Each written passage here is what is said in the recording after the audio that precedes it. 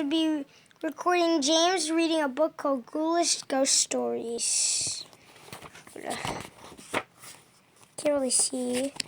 But we're going to do like an audio book, so we're going to really cover up so it's pitch black, okay? What? Why? Okay, guys, it's going to be blank so for the video, okay? It's going to be blank so it's like an audio book. Hopefully we can get a lot of likes, even though it's blank.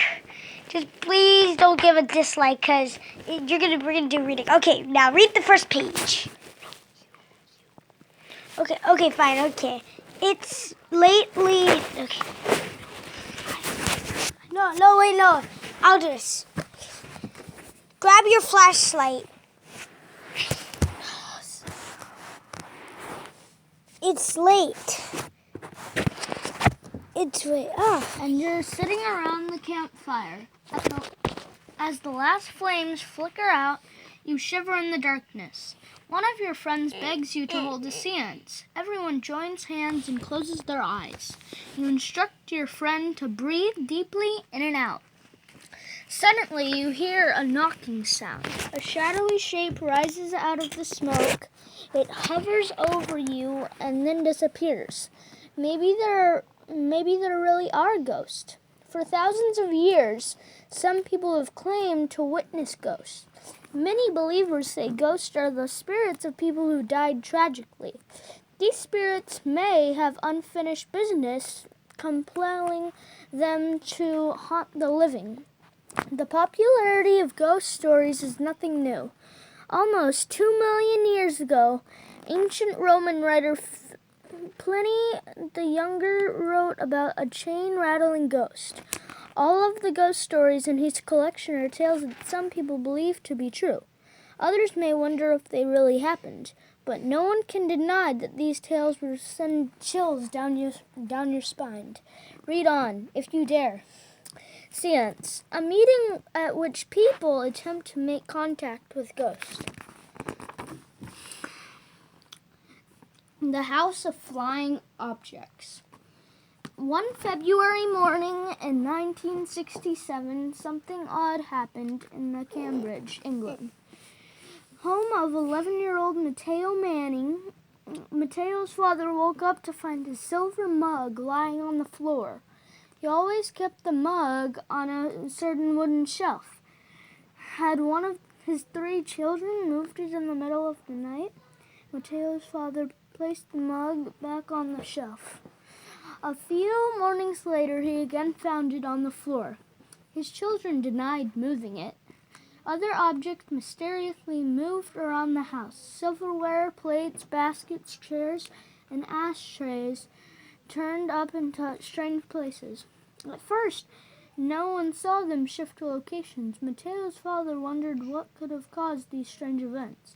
The police told them to contact the Cambridge Physical Research Society.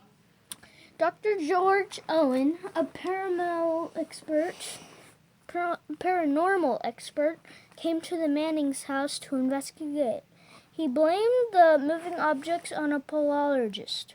This type of ghost is often found in households with children. When Matteo went away to a private boarding school, nothing unusual happened at the house. But when he came home for spring break in 1971, the ghostly activity got much worse.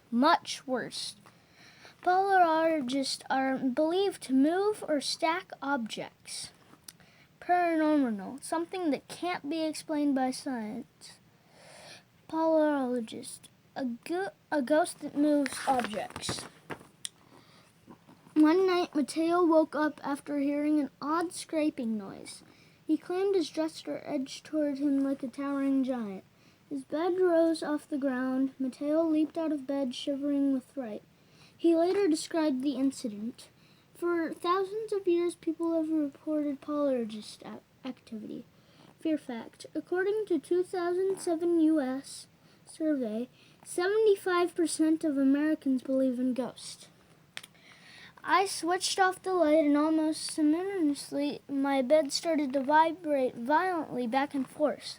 I was now too timid to move, and I lay in passion of whatever might happen next. The vibrating key ceased, and I felt the bottom end of my bed rising from the floor, what I estimated to be about 1 foot. Soon the other family members witnessed the flying objects. An eraser hovered in the air, and then it dropped to the floor. A shampoo bottle rocked back and forth on the edge of the bathtub. Hammers, coat hangers, and cans of it flew up the staircase. Out of nowhere, the words "Mateo, beware" appeared on the walls. The pathologist followed Mateo back to his boarding school. At night, his bed moved around the boys' dormitory. Soon as the students' beds began to move.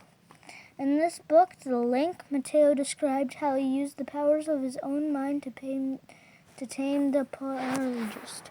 By channeling his energy into writing, he claimed to have driven away the force. Then again, maybe it just left to haunt someone else.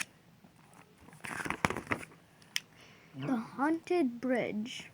Emily's Bridge in Stowe, Vermont. Imagine a female ghost with claws sharper than a tiger's. That's how people describe Emily's ghost in Stowe, Vermont.